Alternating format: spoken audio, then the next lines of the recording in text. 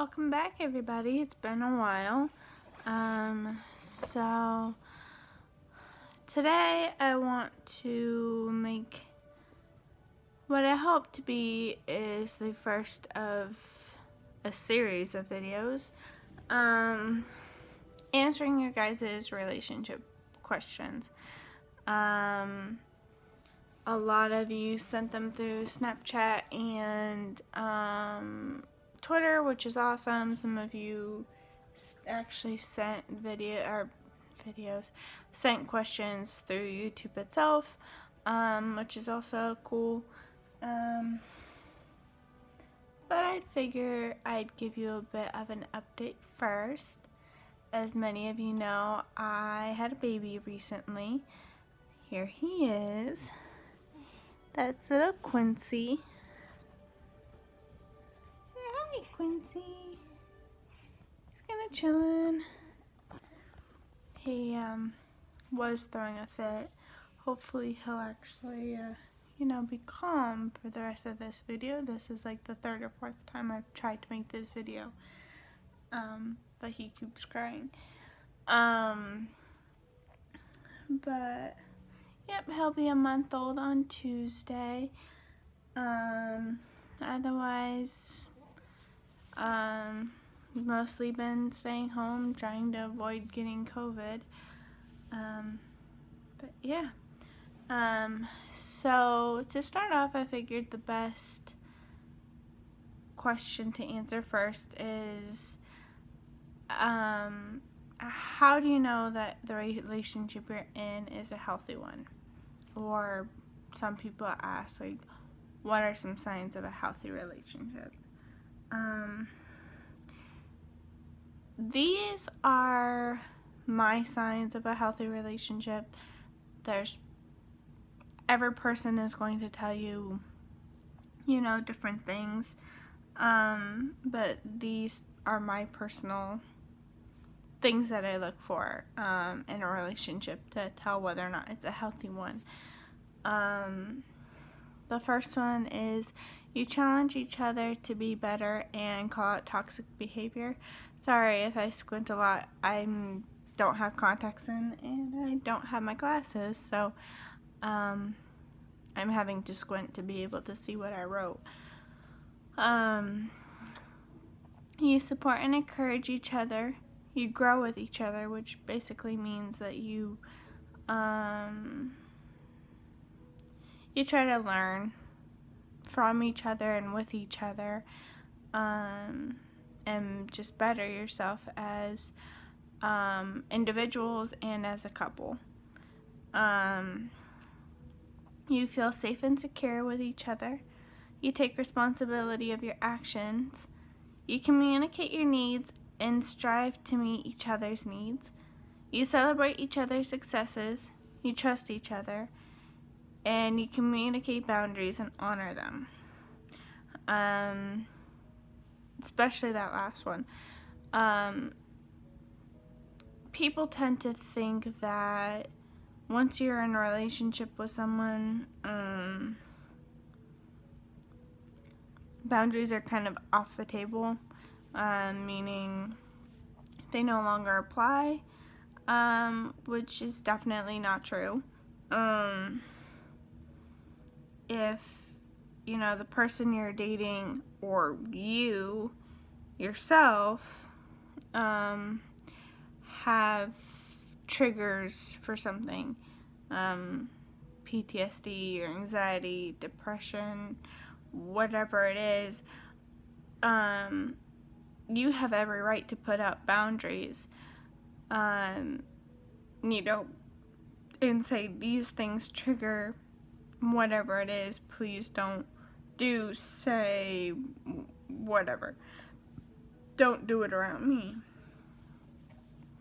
And it doesn't matter if you're in a relationship with someone or not, they need to respect that.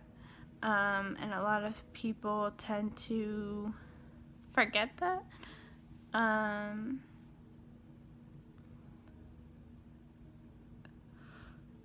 So that one is, very important, especially trust. Be honest with each other.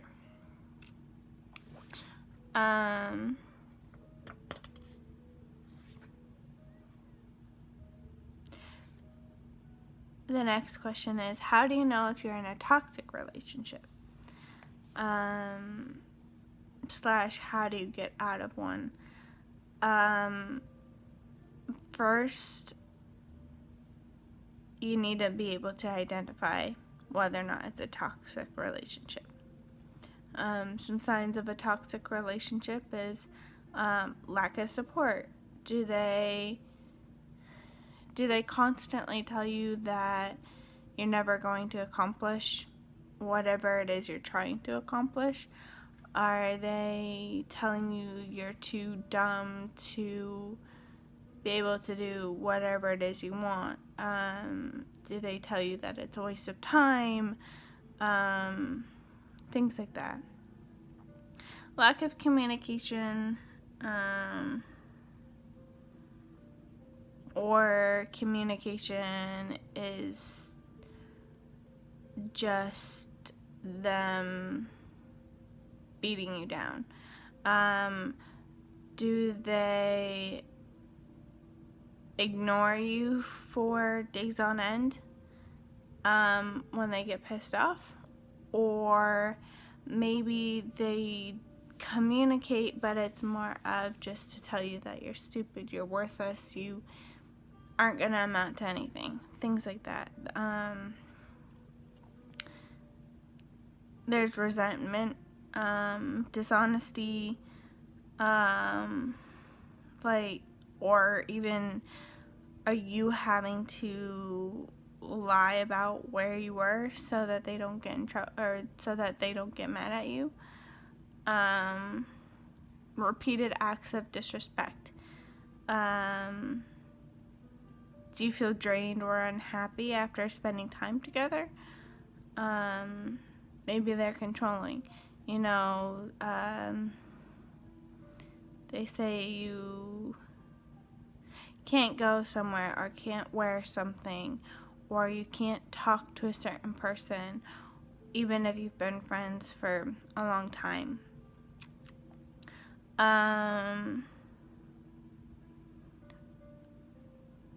You lose relationships with friends and family, either because they cut those people out of your life because they feel like you need to spend all of your time with them, or you end up losing friends and family because it's easier to not have to explain how your relationship is going.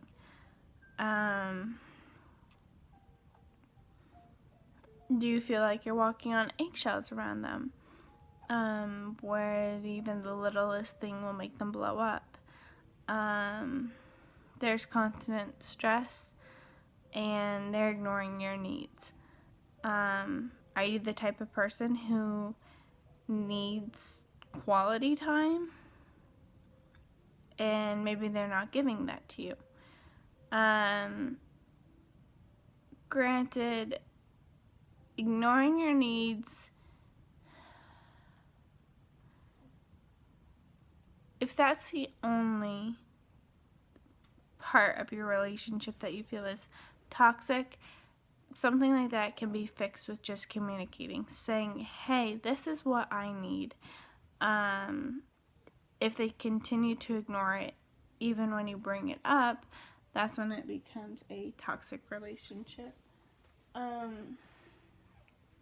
Because, everyone has different love languages.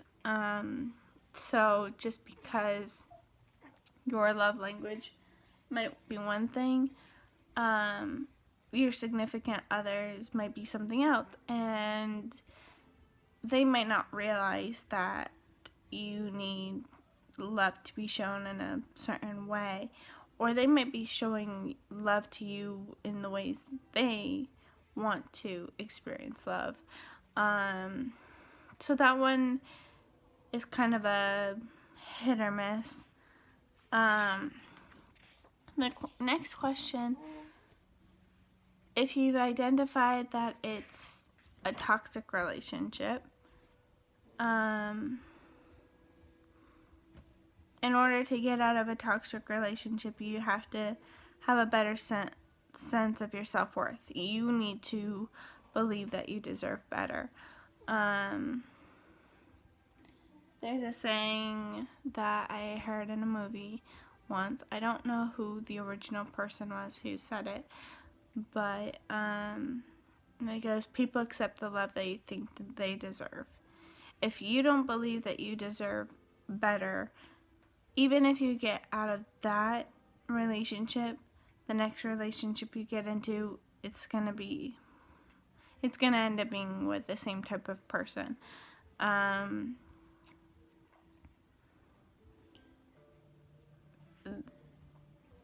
Women have a tendency of, getting out of a bad relationship and saying all men are trash, when in all reality, no, not all men are trash, but if they, even subconsciously, if they don't believe that they deserve a better relationship, they're not going to look for a better relationship. They're just going to go with what's familiar and what's easy. And if your choice of men and or women end up being ones who don't treat you very nicely, that's going to continue to be the type of person you seek out. So you need to believe that you deserve a good relationship, a healthy relationship. And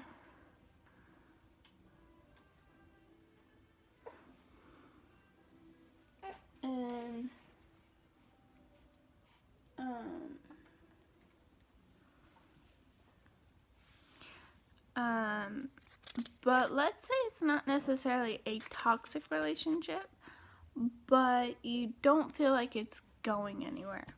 The next question is, how do you know your relationship is over? And honestly, the best way that I know how to explain it is when either you or the other person or both of you have stopped putting in effort to keep the relationship going. Relationships take work.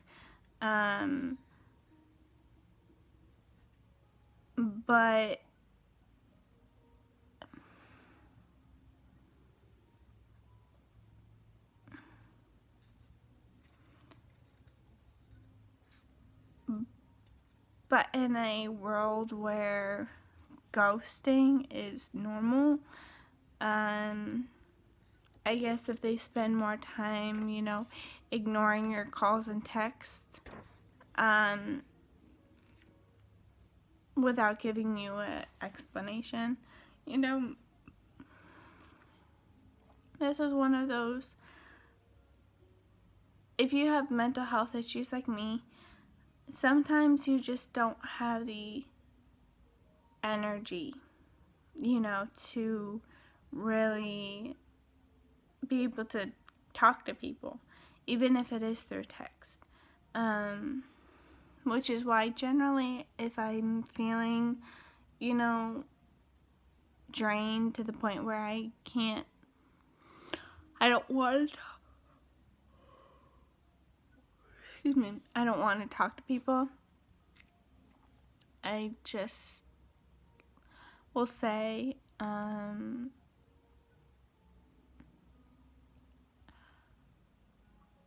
not in a mentally good state to talk right now. And the right people will, respect that and will wait for you to be ready to talk to them again. But if someone's ignoring your calls or texts without giving any kind of explanation like that, chances are they're not really interested anymore. And it's time to, start seeing other people. The next biggest question I get asked, how do you get over a relationship? Unfortunately, only with time and, and deciding that you have a better use of your time.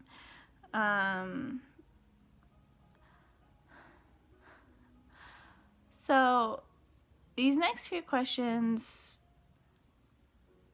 I've talked about my relationship with Jordan in previous videos, I'm pretty sure. So the next few questions are the differences between an open relationship and a polyamorous relationship. There is some confusion, especially online, between what those two are and what the differences are. An open relationship is, putting it simply, a relationship that allows both parties to see other people.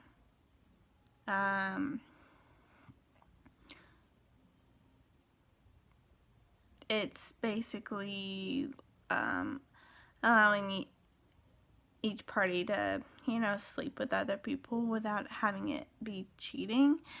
Where a polyamorous relationship is where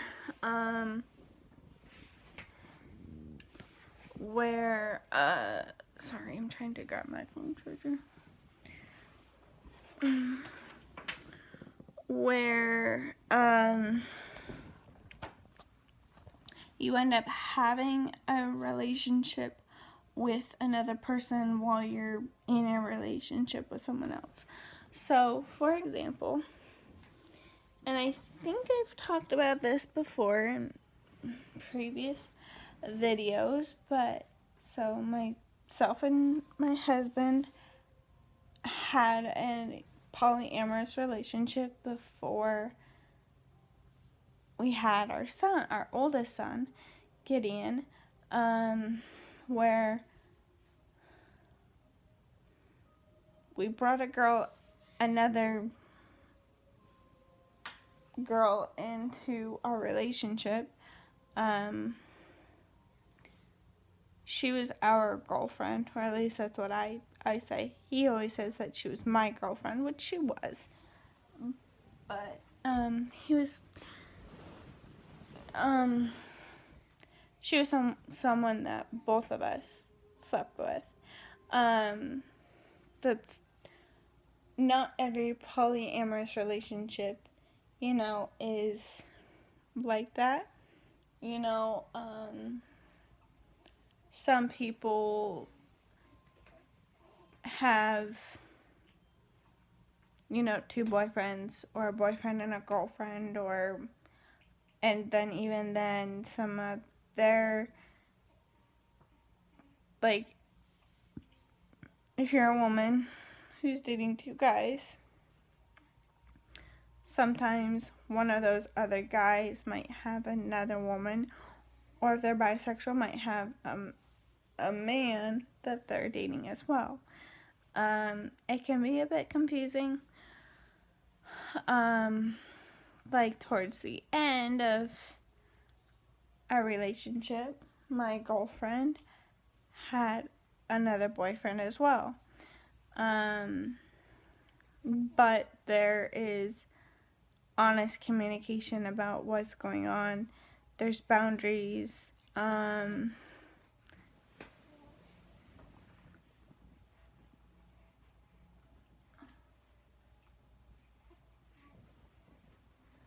what works for one polyamorous relationship might not work for the next. And that's okay.